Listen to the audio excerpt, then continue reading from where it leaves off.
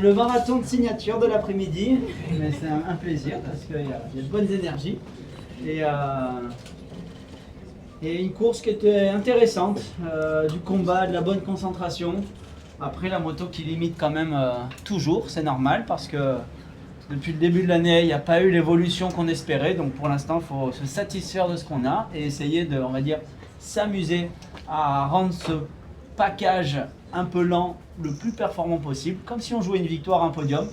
Mais c'est pour une 12e place, du coup, bon, des fois c'est un peu dommage.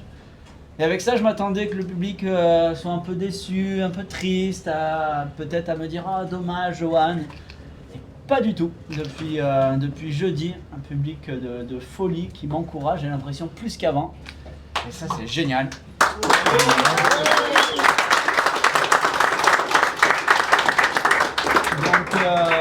Donc ça aide vraiment à switcher, à profiter de chaque fin d'après-midi avec les gens, à se dire bon, finalement, comme j'ai presque moins de pression sur la piste parce que on sent qu'on ne peut pas jouer ce qu'on veut, eh ben, on donne un peu plus au public et c'est sympa.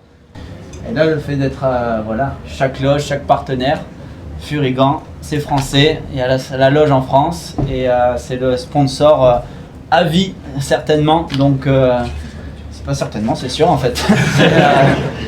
Et ça, c'est, moi, je me régale à pouvoir me dire j'ai le partenaire français du Sud et depuis 2010.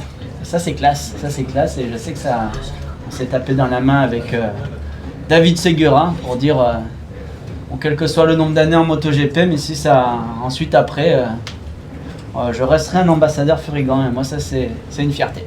Bon, dis-nous tout. Salut Johan, Salut. C'est MeloGP. Quel a été le moment le plus émouvant de ta carrière ?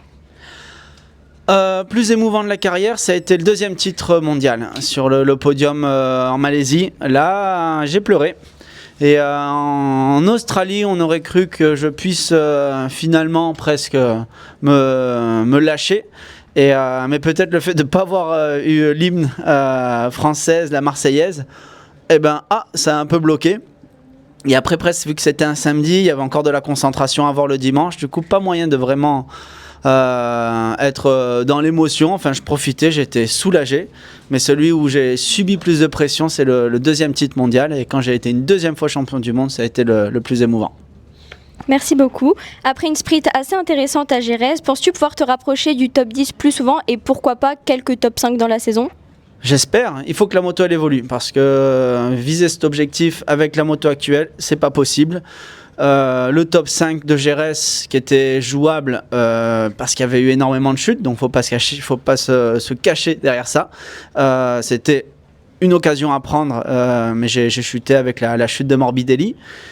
Mais ouais, si la moto évolue, en fait, on semble être loin, mais sans être très loin. Et c'est pour ça que c'est un équilibre de choses. Et une fois qu'on aura mis le doigt dessus, à mon avis, il y aura qu'une spirale positive qui va nous faire aller très vite. Plus facile à dire qu'à faire.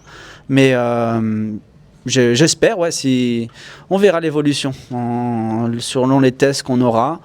Et après l'été, s'il y a des évolutions, à voir. Mais oui, dès que possible, le top 5 serait bien. Parfait, merci beaucoup et bon courage. Merci.